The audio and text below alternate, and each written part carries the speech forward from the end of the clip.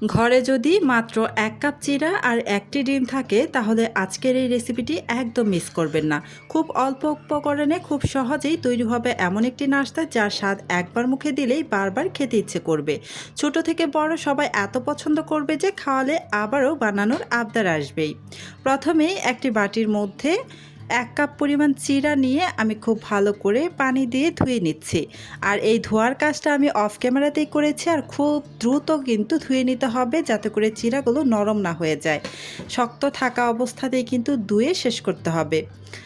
চিড়াগুলো খুব ভালো করে আমি অফ ক্যামেরায় ধুয়ে নিয়েছি। এবার এর মধ্যে আমি দিয়ে দিচ্ছি একটি ডিম। ১ কাপ চিড়ার জন্য এখানে একটি ডিমই একদম পারফেক্ট। এবার এখানে দিয়ে দিচ্ছি 1/4 কাপের মতো চিনি। এই চিনিটা কিন্তু ১ কাপ চিড়া আর একটি ডিমের জন্য একদম পারফেক্ট। আপনারা চাইলে আরও কম বা বাড়িয়ে দিতে পারেন আপনাদের টেস্ট অনুসারে। দিয়ে দিলাম 1/4 কাপের মতো গুঁড়ো দুধ। স্বাদ অনুসারে লবণ দিয়ে দিয়েছি। এবার এখানে দিয়ে দিচ্ছি 1/2 চা চামচ পরিমাণ ভ্যানিলা এসেন্স। ভ্যানিলা এসেন্সটা দিলে যেটা হবে, ডিমের একটা যে গন্ধ থাকে সেই গন্ধটা কিন্তু আর লাগবে না। যারা ডিমের গন্ধটা পছন্দ করেন না ওনারা অবশ্যই এখানে ভ্যানিলা এসেন্সটা ব্যবহার করবেন। এবার হাতের সাহায্যে সমস্ত কিছু একসাথে ভালো করে মেখে নিচ্ছি। তো এই পর্যন্ত যারা যারা আমার ভিডিওটা দেখতেছেন প্লিজ আমার ভিডিওতে একটা লাইক দিয়ে দিবেন। আর আমার চ্যানেলটি যদি আগে থেকেই সাবস্ক্রাইব করে দেওয়া না থাকে প্লিজ আমার চ্যানেলটি সাবস্ক্রাইব করে পাশে থাকা বেল আইকনটি অন করে রাখবেন। এতে করে যখন আমি নতুন নতুন রেসিপির ভিডিও আপলোড করব তখন সাথে সাথেই আপনার ওখানে নোটিফিকেশন পৌঁছে যাবে। মেখে নেওয়া হয়ে গিয়েছে। তারপর এখানে 1 টেবিল চামচের মতো ময়দা দিয়ে দিয়েছি। ময়দাটা দেওয়ার পর আবারও একটু মেখে নিয়েছি। এবার এই ডোটাকে আমি নিয়ে নেব একটি পিঁড়ির উপরে। বেলতে হবে না, হাত দিয়ে চাপ দিয়ে কিন্তু একটি রুটির শেপ করে নেব।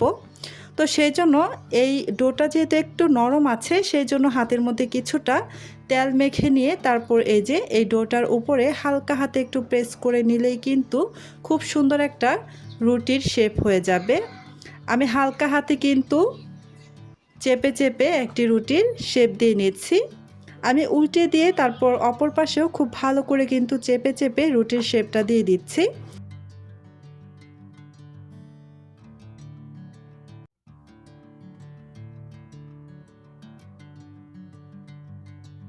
এবার একটি ছুরির সাহায্যে আমি চারপাশ থেকে অল্প অল্প করে যেভাবে কেটে নিয়ে একদম চারপাশে একটু সমান করে নেব। এতে করে এই নাস্তাগুলো কিন্তু প্রত্যেকটা দেখতে একই রকম হবে, এবড়ো থেবড়ো হবে না। তো আমি চারপাশ থেকে এভাবে বাড়তি এবড়ো থেবড়ো অংশটা কিন্তু আমি কেটে নিয়েছি। আর এই যে এভাবে কিন্তু আমি লম্বালম্বিভাবে প্রথমেই কেটে নিচ্ছি। আপনারা ভিডিওতে দেখে নিশ্চয়ই বুঝতেই পারছেন।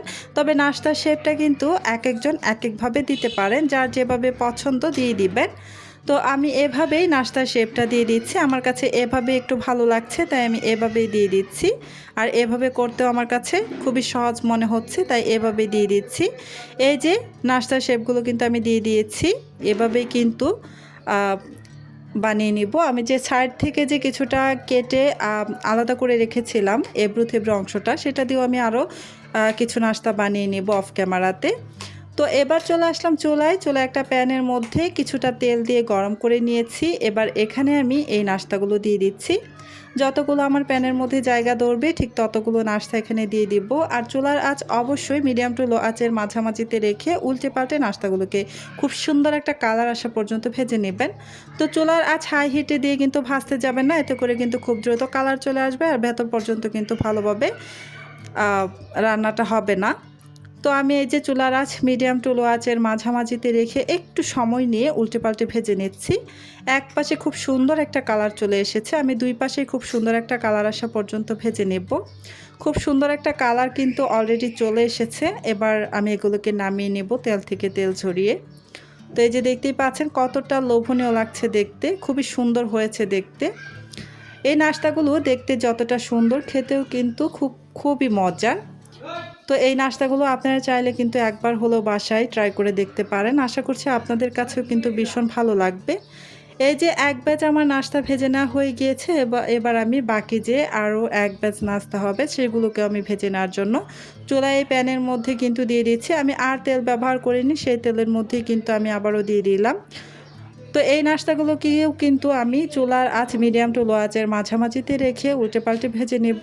এক পাশে হালকা একটা কালার আসছে তাই আমি উল্টে দিচ্ছি। এভাবেই কিছুক্ষণ পর পর উল্টে পাল্টে এই নাস্তাগুলোকে ভেজে নিতে হবে।